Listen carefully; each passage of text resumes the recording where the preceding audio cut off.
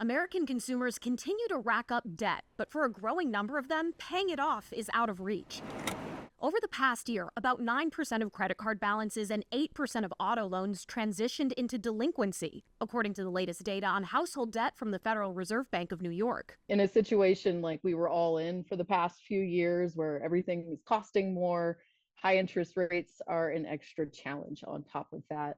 On Tuesday, better than expected retail data from the Census Bureau brought some reassurance about the strength of the consumer. In August, retail and food service sales were up 2.1% from last year. Officials at the Federal Reserve are tracking all of this as they gather Tuesday for a two-day meeting expected to end with the first interest rate cut since the early days of the pandemic. This start of what will be a cycle of rate cuts is certainly welcome. Some argue it's overdue, but economists say without clearer signals from the Fed about what the cuts will look like after Wednesday's announcement, it's difficult for individuals and businesses to make plans for the future.